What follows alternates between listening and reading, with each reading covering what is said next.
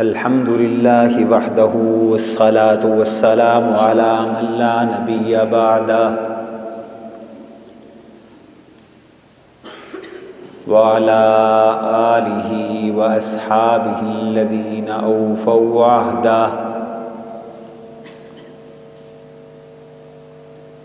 الذین هم مفاتیح الرحمة ومصابیح الغرر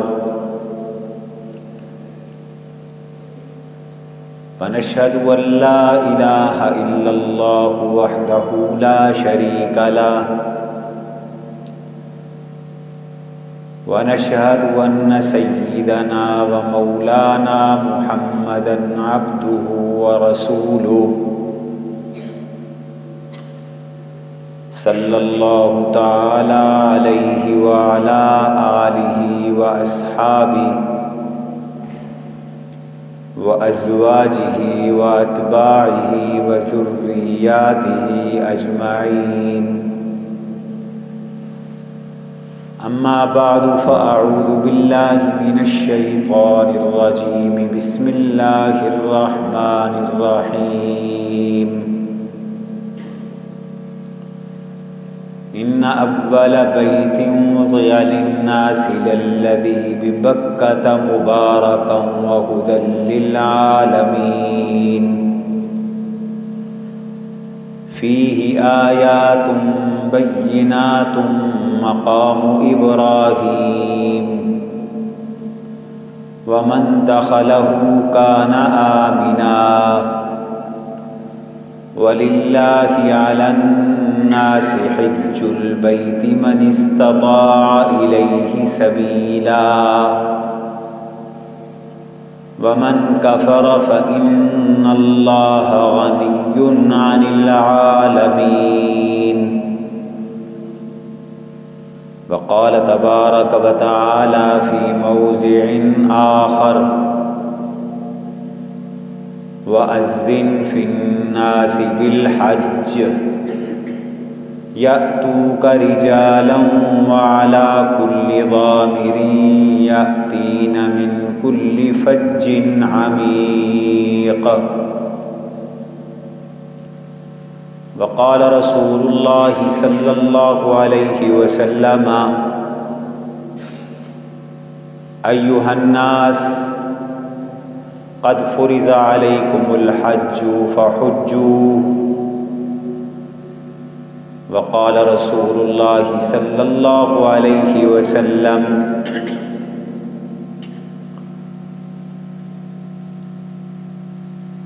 الحج المبرور ليس له جزاء إلا الجنة وقال رسول الله صلى الله عليه وسلم من حج ولم يفسق ولم يرفث رجع كيوم ولدته أمه وقال رسول الله صلى الله عليه وسلم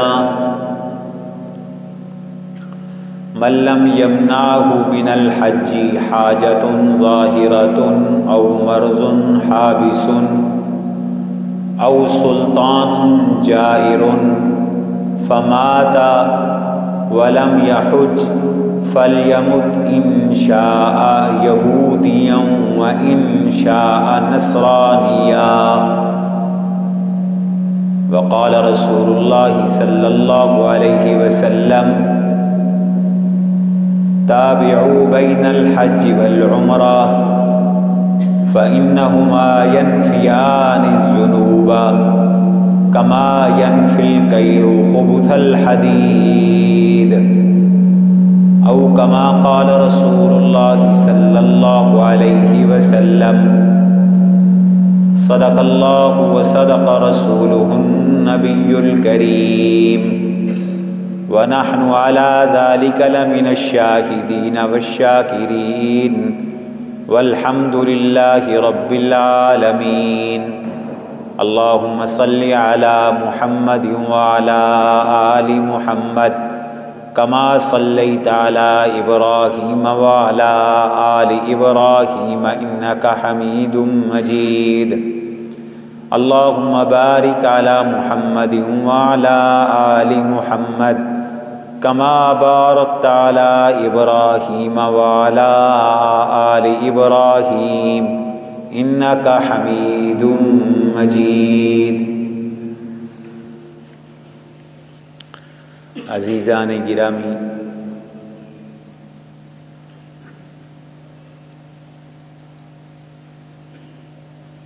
محترم دوستو، بزرگوں اور بھائیوں،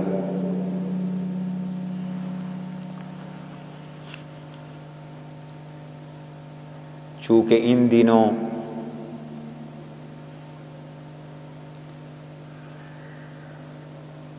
حج کے داخلے بھرے جا رہے ہیں اور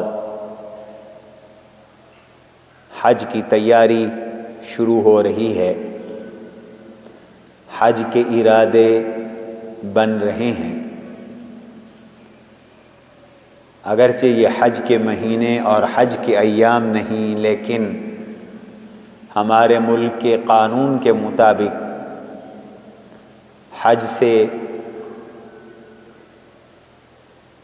ایک معتد بھی عرصہ قبل حج کے پیسے جمع کرائے جاتے ہیں۔ اس لیے آج دل میں آیا کہ حج کے متعلق معروضات پیش کی جائیں،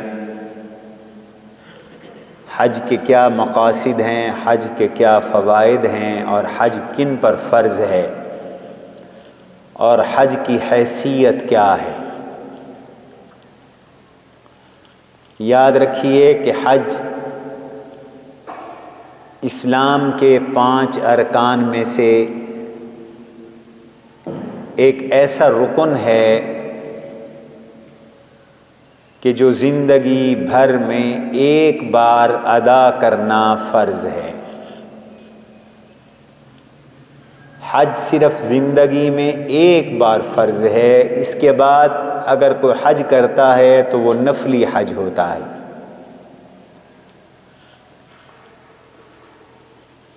اسلام کی بنیاد جن 5 ستونوں پر ہے ان میں ایک حج ہے۔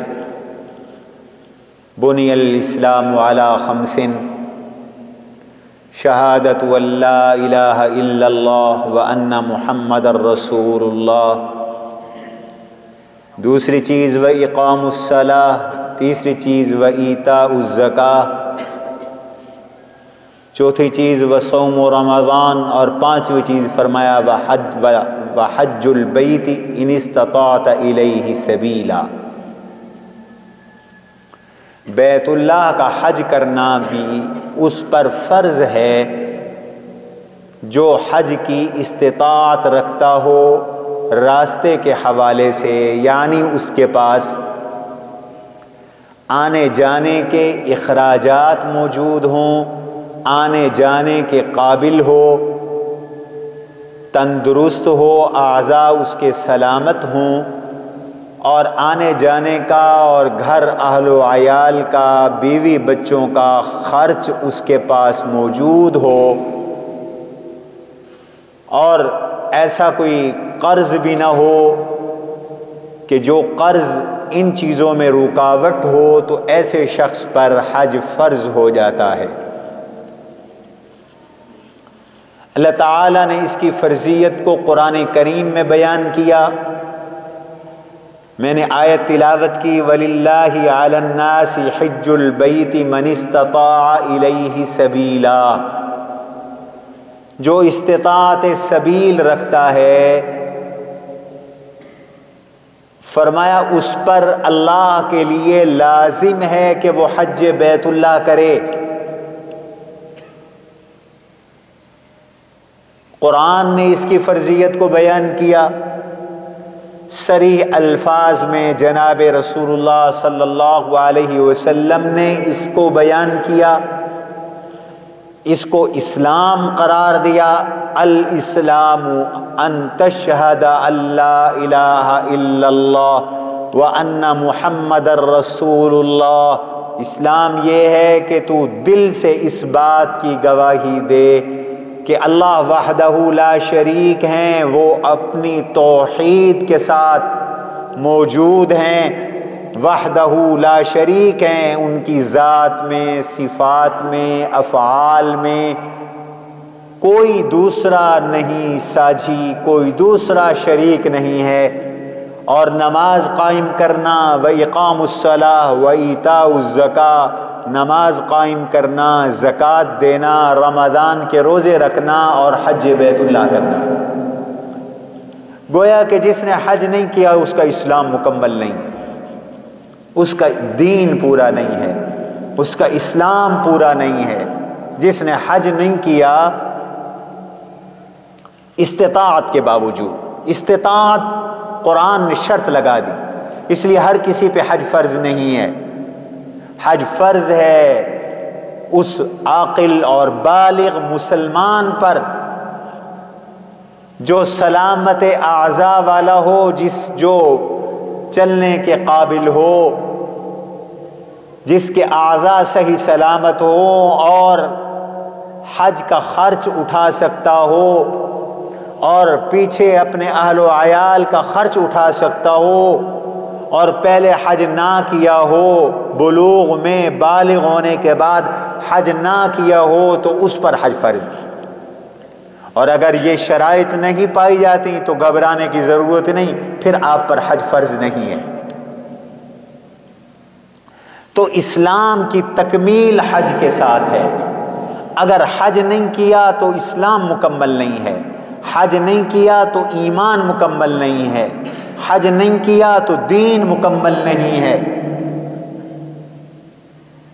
آپ ارشاد فرماتے ہیں صلی اللہ تعالی علیہ وسلم، خطبہ ارشاد فرمایا، ایھا الناس قد فرض علیکم الحج فحجوا، او لوگو سنو، تم پر حج فرض کیا گیا ہے، حج کرو، فحجوا، حج کرو، حج ادا کرو۔ اور ایک روایت میں آپ صلی اللہ علیہ وسلم کے یوں الفاظ منقول ہیں، ان اللہ قد کتب علیکم الحج، لوگو اللہ نے تم پر حج کو فرض قرار دیا ہے۔ فقام الاقرع بن حابس، حضرت اقرع ابن حابس رضی اللہ عنہ صحابی رسول کھڑے ہوئے، انہوں نے سوال کیا، فرمایا افی کل عام یا رسول اللہ، یہ ہر سال میں فرض ہے یا اسی سال فرض ہے؟ فسکت، آپ خاموش ہو گئے۔ پھر فرمایا لو قلت نعم لوجبت، اگر میں کہہ دیتا ہاں ہر سال فرض ہے تو ہر سال تم پر لاگو ہو جاتا، ہر سال حج فرض ہو جاتا۔ چونکہ حضور علیہ السلام کی زبان پر اللہ بولتے ہیں، اور جو حضور فرما دیں وہ دین بن جاتا ہے، وہ شریعت بن جاتی ہے۔ ہاں فرما دیں تو لازم ہو جاتا ہے، نہ فرما دیں تو ممنوع ہو جاتا ہے۔ ایسے سوال نہ کیا کرو۔ پچھلی امتیں اس لیے ہلاک ہوئیں کہ انہوں نے کثرت سے سوالات کیے، تو اعلان فرمایا تم پر حج فرض ہے۔ اور ایک روایت میں ہے آپ صلی اللہ علیہ وسلم نے ارشاد فرمایا، من اراد الحج فلیتعجل، جس نے حج کا ارادہ کیا تو وہ دیر نہ کرے، جلدی کرے، فوراً حج کرو۔ حج آپ پر فرض ہے، لیٹ نہ کرو، فوراً حج کرو۔ کیوں؟ ارشاد فرمایا دوسری روایت میں ہے، انہ لا یدری، اسے نہیں پتا کل کیا حالات بنیں گے۔ سوچ یہ ہوتی ہے ابھی تو نوجوان ہے، بوڑھے ہوں گے تو حج کریں گے، ابھی تو بالغی ہوئے ہیں نا، ذرا عمر ڈھلے گی پھر حج کریں گے، جلدی کیا ہے؟ اور بہت سے لوگ مشورے دے رہے ہوتے ہیں، یار ابھی تو بچہ ہے، ابھی حج کرنے کی کیا ضرورت ہے؟ ہمارے معاشرے کا ذہن یہ بن گیا، تصور یہ بن گیا کہ آدمی بڈھا ہوگا تو حج کرے گا، ابھی تو بہت سارے اور فرائض باقی ہیں، یہ تصور بن گیا ہے۔ جی ابھی تو مکان نہیں بنایا، ابھی تو بیٹی کی شادی ہے، ابھی تو بیٹوں کی شادیاں کرنی ہیں، ابھی تو نوکری ہے، نوکری کے مسائل ہیں، جب ان سب چیزوں سے فارغ ہوں گے تو پھر حج کریں گے۔ یہ غلط بات ہے، یاد رکھو یہ غلط ہے۔ بعض لوگوں کا یہ تصور ہے ابھی تو میں غیر شادی شدہ ہوں، ابھی تو میرا ایمان مکمل نہیں، ابھی تو میں نے شادی نہیں کی، شادی ہوگی تو مجھ پہ حج فرض ہوگا۔ یہ بھی غلط ہے۔ یاد رکھو اولاد کی شادی، رشتے بیاہ الگ معاملہ ہے، اور حج کی فرضیت الگ معاملہ ہے۔ اپنی شادی نہیں ہوئی حج فرض ہو گیا، اور شادی نہیں ہوئی حج میں تاخیر نہ کرو، حج کرو۔ بچوں کے رشتے نہیں ہوئے، شادیاں نہیں ہوئی اور حج فرض ہے، حج کرو۔ حضور نے فرمایا فَلْيَتَعَجَّلْ، ذرا جلدی کرو۔ ایک روایت میں وَإِنَّهُ لَا يَدْرِي مَا يَعْرُضُ لَهُ، اسے نہیں پتا کہ کیسے حالات کل کو پیش آ جائیں۔ ہم نے کوئی گارنٹی لی ہوئی ہے کہ 10 سال بعد زندہ رہیں گے؟ کسی کو کیا پتا کہ اگلے سال تک زندگی رہے نہ رہے، کیا خبر پھر آنے والے دور میں ہمارے پاس یہ پیسہ بھی رہے نہ رہے، استطاعت بھی رہے یا نہ رہے، یہ صحت بھی رہے یا نہ رہے، یہ اعضاء بھی سلامت رہیں یا نہ رہیں، ہم سفر کے قابل رہیں یا نہ رہیں۔ اس لیے سارے کام پینڈنگ کر دو، سارے کام مؤخر کر دو، حج کو مؤخر نہ کرو، حج میں دیر نہ کرو، حج میں لیٹ نہ کرو۔ اگر اللہ نے استطاعت دی ہے، اللہ نے وسائل دیے ہیں، اللہ نے حج فرض کر دیا ہے اور حج کی شرائط پائے جاتے ہیں تو پھر حج کرو۔ بچہ ہے تب، بچی ہے تب، مرد ہے تب، عورت ہے تب، بشرطے کہ بچہ بچی بالغ ہو، تاخیر نہ کرو۔ ہاں عورت کے لیے ایک اضافی شرط ہے، خاتون کے لیے اضافی شرط ہے، لا يخلون رجل بامرأة الا ومعها محرم ولا يسافرن امرأة الا ومعها محرم او كما قال۔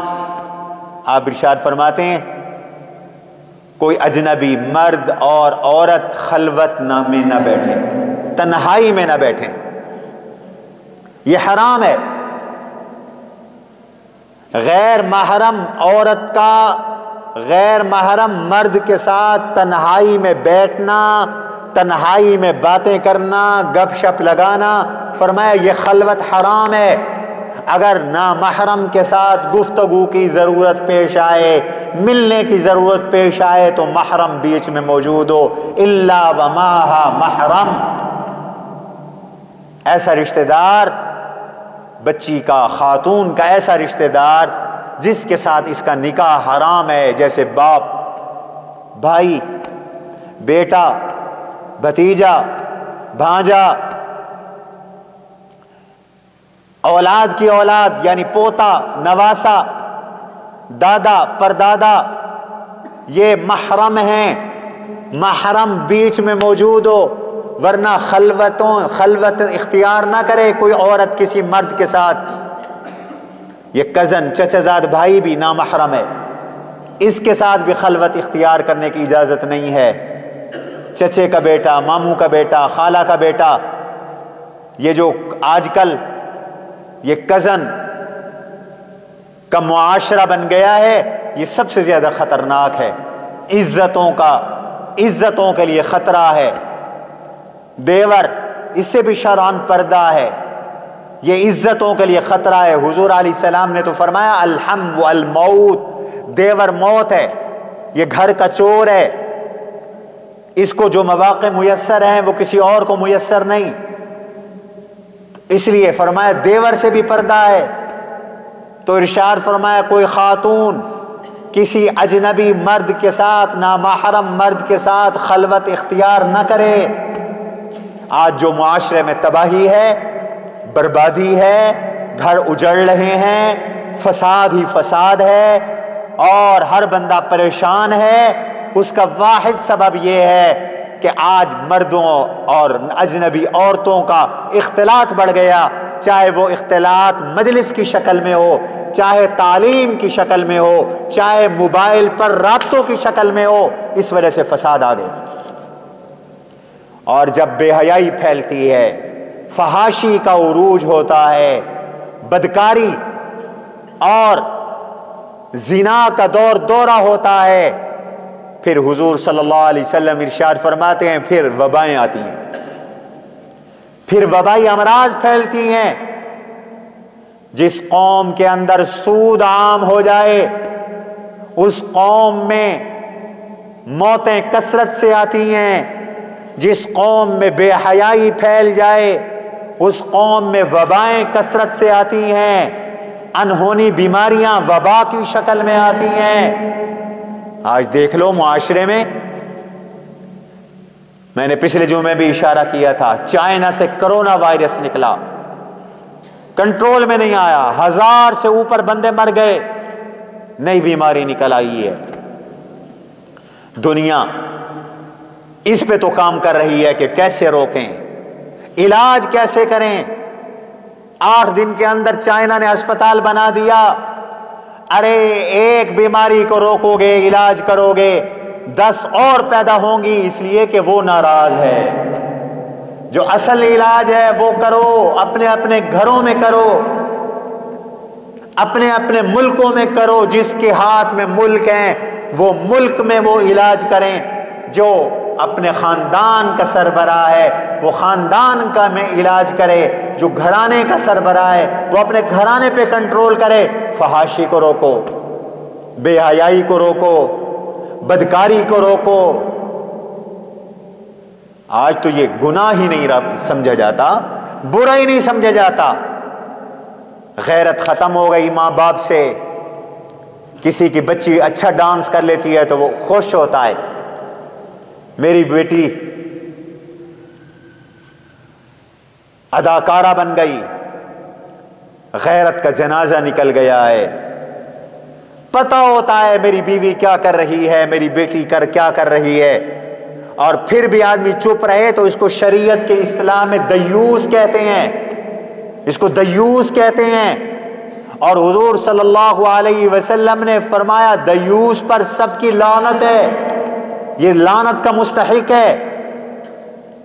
یہ ہم آج سے کچھ عرصہ پہلے کہتے تھے، سنتے تھے فلانا دیوس ہے، اب تو ہر بندہ الا من رحم اللہ، نیک لوگ بھی ہیں ماشاءاللہ، بہت سے لوگ، ہر تو نہ کہیں، بہت سے لوگ دیوس بن چکے ہیں۔ انٹرٹینمنٹ کے نام پر دیوس پونا، بے غیرتی، بے حیائی، زنا، بدکاری عام ہے۔ اللہ تعالی ہم سب کی حفاظت فرمائے، آمین کہو۔ اللہ ہماری اولادوں کی بھی حفاظت فرمائے، اللہ ہمارے شاگردوں کی، بچوں کی، بچیوں کی بھی حفاظت، اللہ ہمارے متعلقین کی بھی حفاظت فرمائے۔ دین پر جمو، خیر ہی خیر ہے انشاءاللہ۔ زنا تو بے حیائی، فقر لاتی ہے۔ آج ہر بندہ پریشان ہے، خرچے نہیں پورے ہوتے۔ الزنا مجذبۃ الفقر، یہ بدکاری، بے حیائی فقر کو کھینچ کے لاتی ہے۔ پیسہ پہلے سے زیادہ ہے لیکن ہر بندہ پریشان ہے، فقر و فاقے سے تنگ ہے۔ تو میں عرض کر رہا تھا آپ صلی اللہ تعالی علیہ وسلم نے حج کو فرض قرار دیا ہے، حج فرض ہے، حج کرو۔ تو فرمایا جس نے حج کا ارادہ کیا وہ جلدی کرے، کوئی پتہ نہیں کل کیا حالات ہوں گے، اس لیے نہ حج چھوڑا جا سکتا ہے، لیٹ کیا جا سکتا ہے اپنی شادی کی وجہ سے، نہ بچوں کی شادی کی وجہ سے، نہ نوکری اور ملازمت کی وجہ سے، نہ کاروبار کی وجہ سے۔ اور اگر خدا نہ خواستہ حج نہیں کیا اور موت آ گئی، یہ موت بڑی خطرناک ہے، یہ خاتمہ خراب ہے۔ میں نہیں کہتا، جناب رسول اللہ صلی اللہ تعالی علیہ وسلم کی حدیث مبارکہ میں الفاظ کے ساتھ نقل کر رہا ہوں کوٹ کر رہا ہوں آپ کے سامنے. آپ ارشاد فرماتے ہیں من لم یمنعہ من الحج حاجۃ ظاہرۃ او مرض حابس او سلطان جائر فمات ولم یحج فلیمت ان شاء یہودیہ و ان شاء نصرانیہ او کما قال. آج بے دینی کا دور ہے، بے حیائی اور بدماشی کا دور ہے، کفر کا دور آ گیا ہے، جاہلیت کا دور آ گیا. کہتے ہیں جی لوگ بھوکے مر رہے ہیں اور یہ مولوی حج پہ لگے ہوئے ہیں. نام غریبوں کا استعمال کرتے ہیں، اصل میں غریبوں کی کوئی ہمدردی نہیں. اگر غریبوں کے ساتھ ہمدردی ہوتی تو یہ جو بکواس کر رہا ہے کہ لوگ بھوکے مر رہے ہیں اور تم حج پہ حج کرتے جا رہے ہو یا حج کر رہے ہو، اگر اس کو غریبوں سے ہمدردی ہوتی تو یہ 1.5 لاکھ کا موبائل نہ رکھتا، یہ 5,000 کا موبائل رکھتا اور 1,45,000 غریبوں کو دیتا. خود تو موبائل رکھا ہوا ہے 1.5 لاکھ کا، نیچے گاڑی رکھی ہوئی ہے 1 کروڑ کی، بنگلہ ہے 10 کروڑ کا، 20 کروڑ کا، اور جائیدادیں ہیں اربوں روپے کی، کھربوں روپے کی. اگر تجھے غریبوں کی ہمدردی ہے تو پھر تو بھی، میں تجھے ہمدرد تب مانتا جب لوگوں کو حج سے روکنے کی بجائے تو کہتا میں بھی سادگی اختیار کروں گا، لوگوں تم بھی سادگی اختیار کرو، میں بھی بچے کی شادی وہ 1000 روپے میں، ہزاروں روپے میں کروں گا، باقی پیسے بچا کے غریبوں پہ خرچ کریں گے. نہ شادی کا مرحلہ آیا تو 10 لاکھ لگا دیا، 1 کروڑ لگا دیا، اور حج کی باری آئی تو غریب یاد آ گئے، غریب بھوکے مر رہے ہیں. شادی پہ تجھے یاد نہ آیا، تو نے سارے دنیا داروں کو کھلایا، غریب کو بھی بلا کے کھلا لیتا. یہ بڑے خوش کن نعرے ہیں. اصل میں یہ نعرے اسلام دشمنی ہے، شریعت کا انکار ہے، احکام اسلام کا انکار ہے، قرآن کا انکار ہے، قرآن کا مذاق ہے. ورنہ انہیں کوئی غریبوں سے ہمدردی نہیں ہے، جھوٹ بولتے. آج کل یہ نعرہ عام ہے، اور جی ملک میں اربوں روپے کی قربانی کر دی جاتی ہے، یہی پیسہ غریبوں کو دے دیا جائے، اس پیسے کے ہسپتال بنا دیے جائیں. تجھے کس نے روکا ہے تو ہسپتال نہ بنا؟ تو اپنی عیاشیاں کنٹرول کر، بنا ہسپتال. دین میں کیوں مداخلت کرتا ہے؟ احکام شریعت میں کیوں مداخلت کرتا ہے؟ تنقید کے لیے تجھے دین نظر آتا ہے، اپنی دنیا پہ کنٹرول کرنا. ہاں غریبوں کی خیر خواہی بھی اسلام نے کی ہے، غریبوں کے حقوق بھی دین نے دیے ہیں، شریعت نے دیے ہیں. زکوٰۃ کا نظام شریعت نے دیا ہے. ایسی باتیں کرنے والے دنیا دار، میں چیلنج کر کے کہتا ہوں، اگر یہ لوگ اپنے مالوں کی زکوٰۃ دینا شروع کر دیں،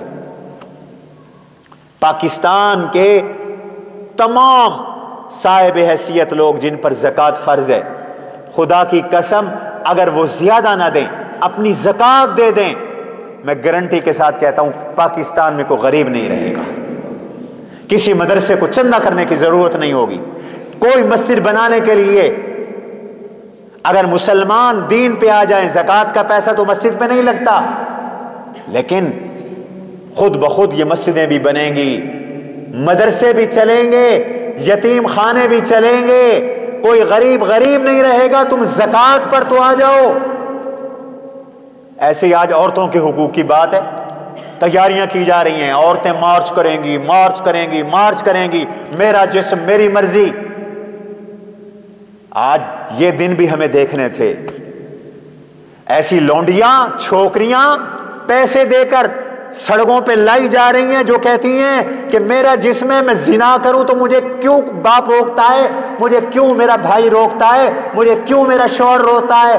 اور تو اور بدبخت نکاح کو بھونک رہے ہیں لوگ.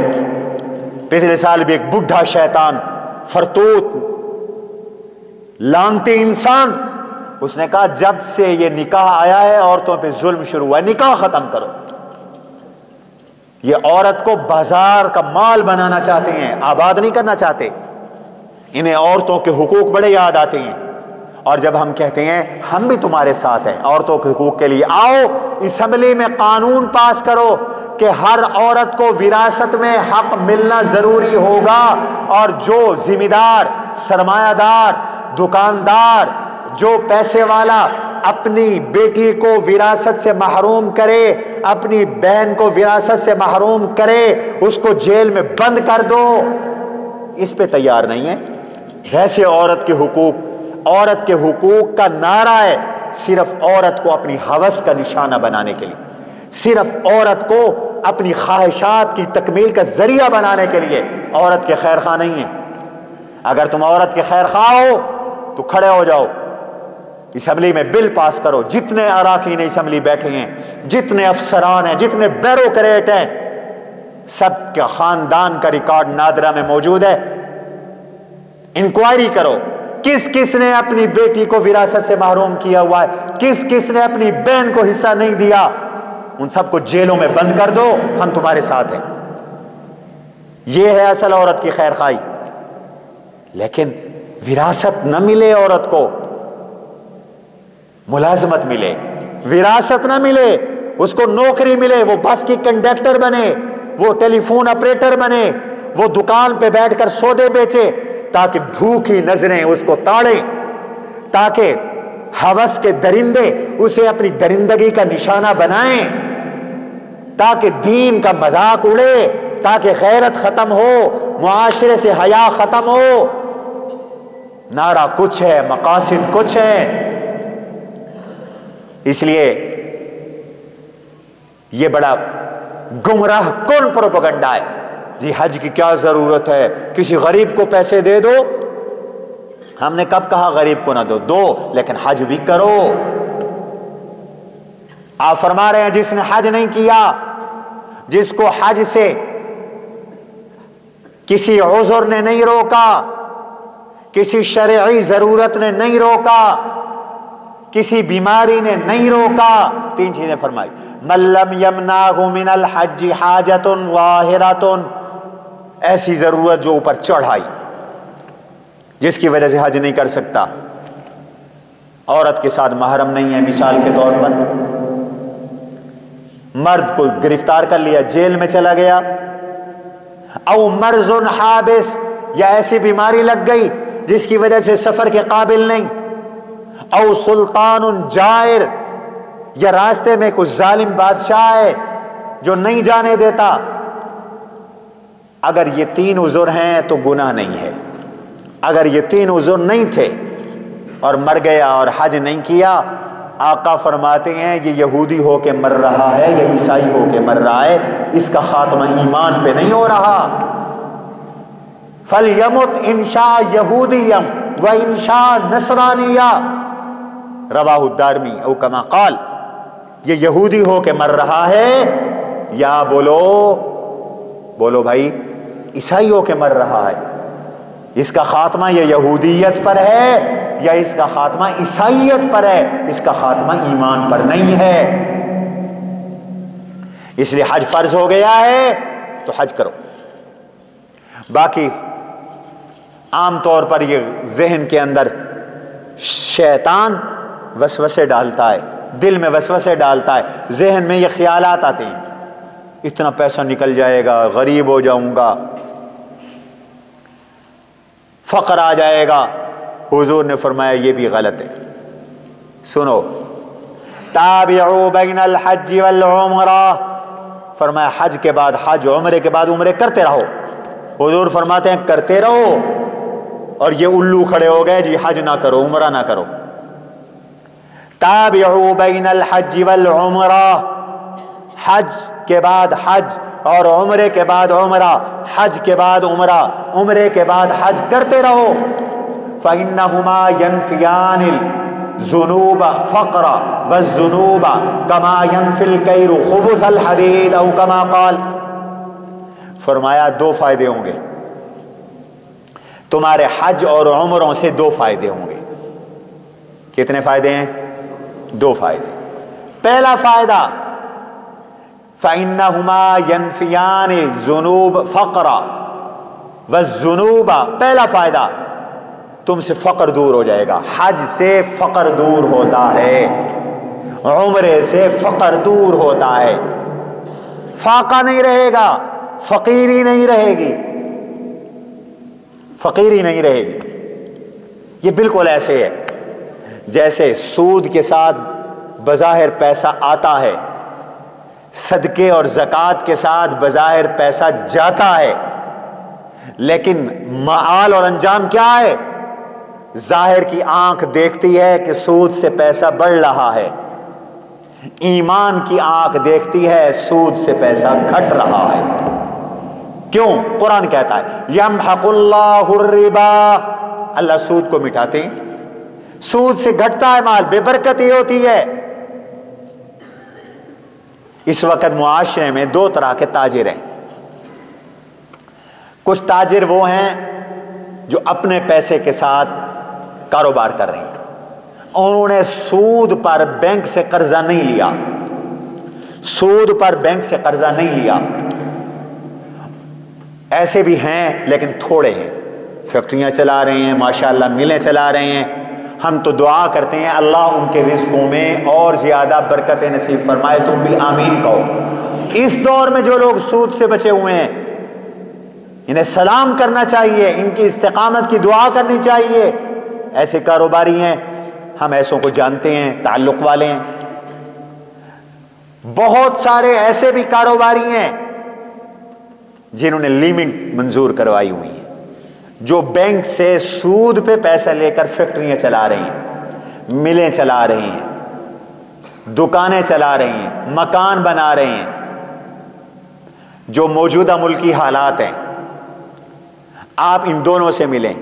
جن کا بینکوں کے ساتھ کام ہے ان کا کاروبار تباہ ہو کے رہ گیا، پریشان ہے، حتیٰ کہ لوگوں نے انہیں قرضہ دینا چھوڑ دیا. فیکٹریاں بند ہو رہی ہیں، شفٹیں کم ہو گئی ہیں، مزدوروں کو فارغ کیا جا رہا ہے. یہ جڑی تبدیلی والی حکومت خیر نال گھنا ہے وے والے لوگ جھلیندے نہ ہن. تبدیلی آئے گی، آ نہیں گئی تبدیلی. خیر بھائی ہم تو غیر سیاسی لوگ ہیں، ہم نے تو آپ سے نہیں کہا تھا کہ فلاں کو ووٹ دو اور فلاں کو نہ دو. جو پوچھتا ہے اسے ضرور بتاتے ہیں، کہتے نہیں ہیں ہم، اس لیے کہ ہمیں کہیں سے کوئی کمیشن تو نہیں ملنا. ہاں کوئی عالم آئے گا میدان میں تو اس کی ضرور حمایت کریں. تو میں عرض کر رہا تھا بھائی، سود بظاہر مال بڑھاتا ہے، حقیقت میں مال، بولو ایمان کی بات ہے نا، سارے زبان سے کہہ دو، بظاہر مال بڑھاتا ہے، حقیقت میں مال گھٹاتا ہے. اور صدقہ بظاہر مال گھٹاتا ہے. 1 لاکھ تھا، آپ نے 5,000 صدقہ کر دیا، 95 بچ گئے نا.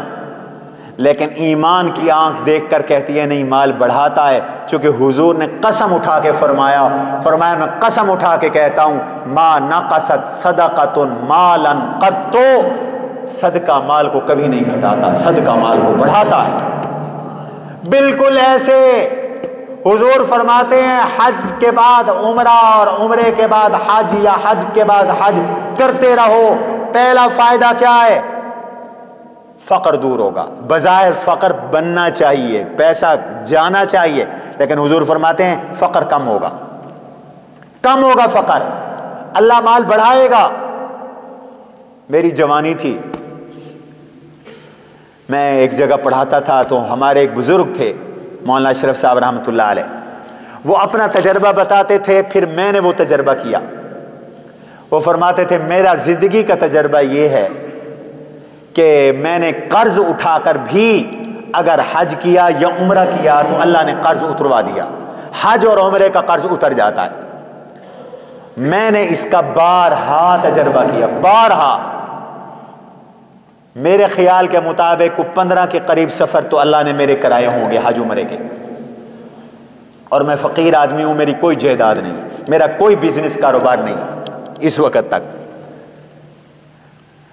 قرض لے کے گئے تو اللہ نے وہ بھی اتروا دیا اور بھی برکت دے دی. تو حضور نے 14 صدیاں پہلے یہ بات ارشاد فرمائی کہ حج کے ساتھ تمہارا فقر دور ہوگا، پہلا فائدہ. دوسرا تمہارے گناہ دور ہوں گے، گناہ دھل جائیں گے. سبحان اللہ. حج تو گناہ کو مٹاتا ہے. الحج یہدم ما کان قبلہ. حضور فرماتے ہیں حج کرو، حج گناہوں کو مٹا دیتا ہے، دہا دیتا ہے، گرا دیتا ہے. اور دوسری حدیث میں فرمایا الحج المبرور لیس لہ جزاء الا الجنہ. اور مسلمانوں حج کرو سنت کے مطابق، پیغمبر کے طریقے کے مطابق، گناہوں سے بچ بچ کر. حج ایسا کرو اس میں گناہ کوئی نہ ہو. تو سنو، اس مقبول حج کا بدلہ جنت سے کم ہے ہی نہیں. حج کرو اور جنت میں جاؤ. اس مقبول حج کا ثواب جنت سے کم ہے ہی نہیں. الحج المبرور لیس لہ جزاء الا الجنہ. اور تیسری حدیث وہ بھی کوٹ کر دوں. میں نے پتہ نہیں آج آپ کو کتنی حدیثیں سنائی مفت میں. طالب علم 8 سال لگاتے ہیں پھر یہ حدیثیں پڑھتے ہیں. حضور صلی اللہ علیہ وسلم نے یہ بھی ارشاد فرمایا من حج، جس نے حج کیا، ولم یفسق، اس حج کے سفر میں کوئی گناہ نہیں کیا، بالکل یہ عاد کر کے گیا حج پہ جا رہا ہوں، کوئی گناہ نہیں کروں گا، کسی قسم کا کوئی گناہ نہیں کروں گا. ولم یرفس، کوئی بےہودہ گفتگو بھی نہیں کی، کوئی اخلاق باختہ گفتگو بھی نہیں کی، ایسے ہی احتیاط کے ساتھ حج کر کے واپس آ گیا. رجع کا یوم ولدتہ امہ. اس کو معمولی انسان نہ سمجھو، یہ گناہوں سے ایسے دھل کے آیا ہے جیسے آج ماں کے پیٹ سے پیدا ہوا ہو، جیسے آج ماں کے پیٹ سے پیدا ہوا ہو. جیسے پیدا ہونے والا بچہ معصوم عن الخطا ہوتا ہے، گناہ اس کے نہیں ہوتے، ایسے فرمایا اس حاجی صاحب کے بھی گناہ ختم ہو گئے. تو حج سے فقر بھی دور ہوگا، حج سے گناہ بھی دور ہوں گے. یہ پیغمبر اسلام صلی اللہ علیہ وسلم نے فرمایا، ہمارا اس پر ایمان ہے، تجربہ ہے. اس لیے بھائیو، یہ ابھی اسی ہفتے سے حج کے داخلے جا رہے ہیں. جو شرائط کے حامل ہیں جو میں نے بیان کے شروع میں آپ کو بتائیں، ذرا جلدی آ جایا کرو تاکہ کوئی علم تو نصیب ہو. دین کے علم کا اب آپ کے پاس ایک ہی ذریعہ ہے، وہ جمعے کا بیان ہے. عمل سیکھنے کا بھی ایک ہی ذریعہ ہے، وہ جمعے کا بیان ہے. تو اس لیے اس کو اپنا لیسن سمجھ کر، اپنا سبق سمجھ کر جمعے والے دن تقریر کے بیان کے شروع میں آ جایا کرو. انشاءاللہ ہر ہفتے ایمان تازہ ہوگا اور دین آپ کو سمجھ میں آئے گا، دین سیکھو گے. دنیا چلتی رہے گی، دین کے بغیر گزارا نہیں ہے. اگر کل مر جاتے ہیں تو یہ سارا کاروبار پڑا رہے گا، دوسرے سنبھال لیں گے. اپنے ساتھ تو دین ہی جائے گا نا، کوئی کمائی تھوڑی جائے گی. تو فرمایا حضور علیہ السلام نے جس کا حج کا ارادہ ہے وہ جلدی کرے، دیر نہ کرے. باقی یہ کنسپٹ ہمارے معاشرے کے ہیں کہ کاروبار ہوگا، پھر شادی ہوگی، پھر بچوں کی شادیاں ہوں گی، پھر حج کریں گے. ارے بھائی حج تو ہے ہی جوانی کا.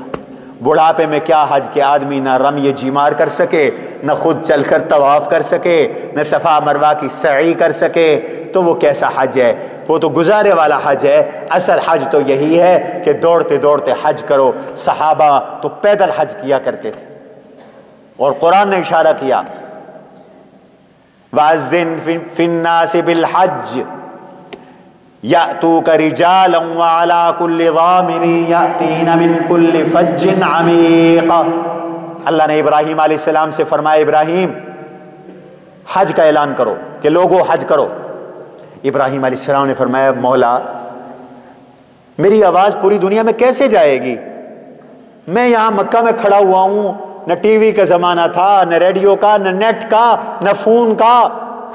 آج سے ہزاروں سال قبل میں کیسے اپنی آواز کو پہنچاؤں؟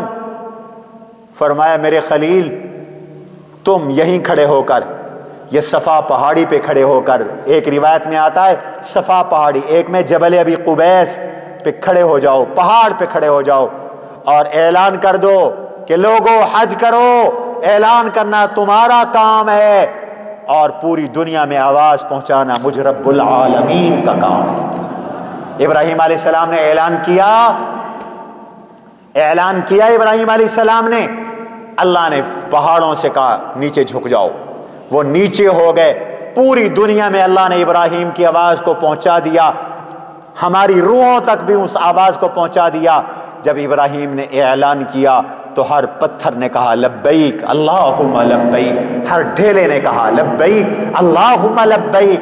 اور جن انسانوں نے، مسلمانوں نے حج کرنا تھا، ان کی روحوں نے بھی کہا لبیک اللہم لبیک. جنہوں نے لبیک لبیک کہا ان کا حج لکھ دیا اللہ نے. جس نے ایک بار لبیک کہا اس کا ایک حج لکھا، جنہوں نے 2 بار لبیک کہا ان کے 2 حج لکھے، جنہوں نے 3 بار لبیک کہا ان کے 3 حج لکھے، جنہوں نے 4 بار لبیک کہا ان کے 4 حج لکھے. اب لبرل لوگ، سیکولر لوگ ایڑی چوٹی کا زور لگائیں، چیخیں چلائیں، بکواس کریں، اسلام پر تان کریں، تشریح کریں، تم جو مرضی آئے کرو. جس مسلمان کی روح نے کل لبیک کہا تھا، آج تمہارے روکنے کے باوجود بھی وہ حج کر کے رہے گا، وہ حج کرے گا، اللہ اس کا حج قبول بھی کریں گے. تو فرمایا یاتینا من کل فج رجالا وعلی کل ضامر. لوگ پیدل بھی حج کے لیے آئیں گے، پیدل بھی آئیں گے، سوار ہو کے بھی آئیں گے. پیدل کا ذکر پہلے ہے، بعض مفسرین کہتے ہیں اس لیے پیدل حج افضل ہے. حضرت حسین نے 40 پیدل حج کیے تھے. حسین تو کرتے ہو، حسینی بھی بنو. تو لاکھوں پتی ہے، جوانی میں حج نہیں کرتا. میرا حسین مدینے سے پیدل چل کر مکے 40 مرتبہ حج کرنے کے لیے آیا. حضرت عثمان نے 40 پیدل حج کیے. کئی ایسے بھی خوش نصیب تھے جنہوں نے 60 پیدل حج کیے. اللہ یہ ذوق سب کو نصیب فرمائے. وما علینا الا البلاغ المبین. قد عظمت فللأمجاد بانيها ومن يسعى إلى العليا